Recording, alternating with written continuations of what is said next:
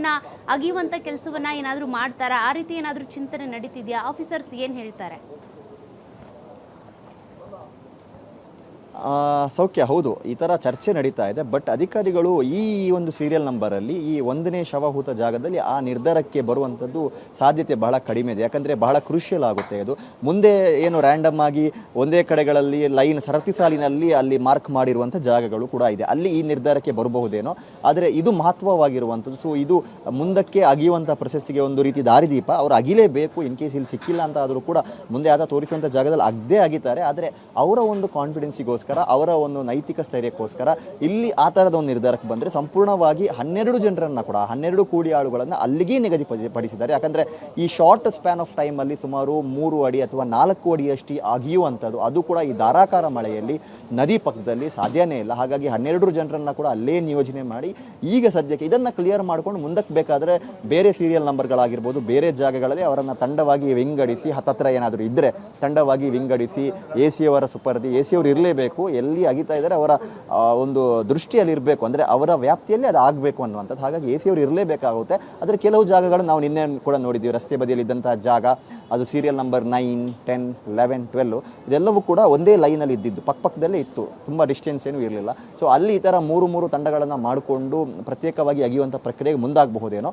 ಆದರೆ ಇದು ಪ್ರಾರಂಭಿಕ ಹಂತದಲ್ಲಿ ಆಗ್ತಾ ಇರುವಂಥದ್ದು ಕಾರಣದಿಂದಾಗಿ ಬಹಳ ಗಂಭೀರ, ಬಹಳ ಜವಾಬ್ದಾರಿ ಇದೆ ಅನ್ನೋ ಕಾರಣಕ್ಕೋಸ್ಕರ ಇಲ್ಲಿ ಆ ರೀತಿಯ ನಿರ್ಧಾರಕ್ಕೆ ಬರದೆ ಏನು ಪ್ರೋಟೋಕಾಲ್ ಇದೆಯೋ ಇಡೀ ತಂಡವನ್ನು ಒಂದೇ ಕಡೆಗೆ ನಿಯೋಜನೆ ಮಾಡಿ ಪ್ರಮುಖವಾಗಿ ಎ ಸಿ ಅವರು ಎಲ್ಲಿದ್ದಾರೋ ಅಲ್ಲೇ ಅಗಿಯುವಂಥ ಪ್ರಕ್ರಿಯೆ. ಸೊ ಎ ಸಿ ಅವರು ಸಂಪೂರ್ಣವಾಗಿ ಈಗ ಸೀರಿಯಲ್ ನಂಬರ್ 1 ಮೇಲೆ ಅವರ ಕಾನ್ಸಂಟ್ರೇಷನ್ ಇಟ್ಟಿರುವಂಥದ್ದು. ಹಾಗಾಗಿ ಇವತ್ತು ಸಂಪೂರ್ಣ ಅಲ್ಲಿ ಏನು ಬರುತ್ತೆ ಕನ್ಕ್ಲೂಷನ್, ಅಲ್ಲಿ ಸಿಗ್ಬೋದು, ಸಿಗದೇನೂ ಇರಬಹುದು, ಅಲ್ಲಿಯವರೆಗೂ ಕೂಡ ಇವತ್ತು ಅಲ್ಲಿ ಅಗಿಯುವಂಥ ನಿರ್ಧಾರವನ್ನು ಅಧಿಕಾರಿಗಳು ಮಾಡಿದ್ದಾರೆ. ಸೌಖ್ಯ.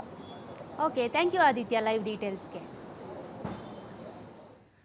ನೀವು ಲೈವ್ ಡೀಟೇಲ್ಸ್ ಅನ್ನ ಗಮನಿಸ್ತಾ ಇದ್ರಿ. ಸದ್ಯ ಲೈವ್ ವಿಜುವಲ್ಸ್ ಅನ್ನು ಕೂಡ ನೀವು ಗಮನಿಸಬಹುದು. ಪಾಯಿಂಟ್ ನಂಬರ್ 1 ನಲ್ಲೇ ಇನ್ನೂ ಕೂಡ ಅಧಿಕಾರಿಗಳು ಇರೋದು. ಕಾರಣ ನೀರಿನ ಹೊರೆತ ಮತ್ತೆ ಮಧ್ಯದಲ್ಲಿ ಮಳೆ ಕೂಡ ಬಿಡು ಕೊಡ್ತಾ ಇಲ್ಲ. ಇದೆಲ್ಲ ಅಡಚಣೆಗಳು ಕೂಡ ಉಂಟಾಗ್ತಾ ಇದ್ದಾವೆ.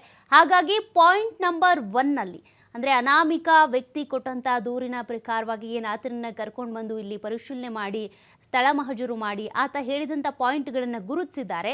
ಅದರಲ್ಲಿ ಮೊದಲನೇ ಪಾಯಿಂಟಲ್ಲೇ ಇನ್ನೂ ಕೂಡ ಅಗೆಯುವ ಪ್ರಕ್ರಿಯೆ ಮುಂದುವರೆದಿದೆ. 4 ಅಡಿ ಅಗ್ದಿದ್ದಾರೆ, ಇನ್ನೂ 2 ಅಡಿ ಅಗಿಬೇಕಾಗಿದೆ. ಮೃತದೇಹ ಅಲ್ಲಿ ಸಿಗುತ್ತಾ ಅದನ್ನ ನೋಡಬೇಕಾಗಿದೆ. ಒಂದು ಮೃತದೇಹ ಸಿಕ್ಕರೂ ಕೂಡ ಈ ಒಂದು ಪ್ರಕರಣಕ್ಕೆ ಬಿಗ್ ಟ್ವಿಸ್ಟ್ ಸಿಗುತ್ತೆ, ಒಂದು ಲೀಡ್ ಸಿಗುತ್ತೆ. ಆ ಹಂತದಲ್ಲಿ ನಡೀತಾ ಇರುವಂಥ ಪ್ರೊಸೀಜರ್ ಇದು.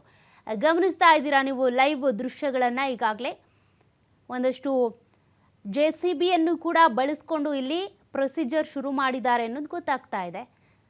ನೀರಿನ ಹೊರೆತ ಇರುವ ಕಾರಣ 12 ಜನ ಕೂಲಿ ಕಾರ್ಮಿಕರಿದ್ದಾರೆ, ಗುತ್ತಿಗೆದಾರರಿದ್ದಾರೆ, SIT ತಂಡ ಇದೆ. ಮತ್ತು ಯಾವ ಪಾಯಿಂಟ್ನಲ್ಲಿ ಅಗಿತಾ ಇದ್ದಾರೋ ಆ ಜಾಗದಲ್ಲಿ AC ಅವರು ಇರಲೇಬೇಕು.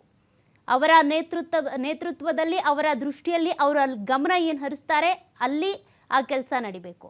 ಮತ್ತೊಂದು ಪಾಯಿಂಟ್ಗೆ ಹೋಗೋ ಸಾಧ್ಯತೆ ಇಲ್ಲ ಸದ್ಯ. ಅಂದರೆ ರ್ಯಾಂಡಮ್ ಆಗಿ ಅಲ್ಲಿ ಇಲ್ಲಿ ಅಗ್ದಿರೋದ್ರ ಬಗ್ಗೆ ಆತ ಗುರುತು ಹಚ್ಚಿರೋದು, ಮಾರ್ಕಿಂಗ್ ಮಾಡಿರೋದು. ಹಾಗಾಗಿ ಇನ್ನು ರಸ್ತೆ ಬದಿಗಳಲ್ಲಿ ಅಂತ ಬಂದಾಗ ಅಲ್ಲಿ 9, 10, 11, 12 ಅಲ್ಲೇನು ಕಂಟಿನ್ಯೂಸ್ ಆಗಿ ಮೃತದೇಹಗಳನ್ನ ಹಾಕಿದ್ದೀನಿ, ಹೋಗ್ದಿದ್ದೀನಿ ಅಂತ ಹೇಳಿದ್ದಾನೆ. ಅಲ್ಲಿ ಮೋಸ್ಟ್ಲಿ ಒಂದು 2-3 ಜಾಗಗಳಲ್ಲಿ ಏಕಕಾಲದಲ್ಲಿ ಅಗೆಯುವಂಥ ಕೆಲಸ ಆಗಬಹುದೇನೋ. ಬಟ್ ಇಲ್ಲಿ ಬೇರೆ ಕಡೆ ಈ ರೀತಿಯಾಗಿ ಹೆಣ ಹೂತಿದ್ದೇನೆ ಅಂತ ಆತ ಹೇಳಿರೋದ್ರಿಂದ ಒಂದೇ ಜಾಗದಲ್ಲಿ ಸದ್ಯ ಒಂದೇ ಪಾಯಿಂಟ್ನಲ್ಲಿ ಈಗ ಗುತ್ತಿಗೆದಾರರು, ಕಾರ್ಮಿಕರು ಅಲ್ಲಿ ಸೇರಿಕೊಂಡು ಅಗೆಯುವಂಥ ಕೆಲಸವನ್ನು ಮಾಡ್ತಾ ಇದ್ದಾರೆ.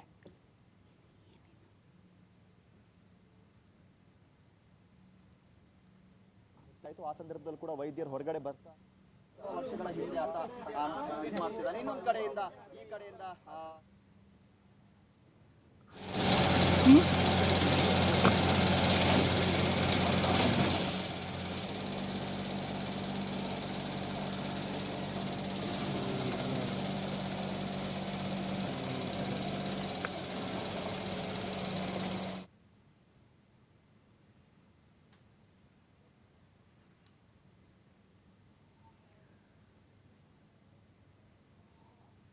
ನೀವು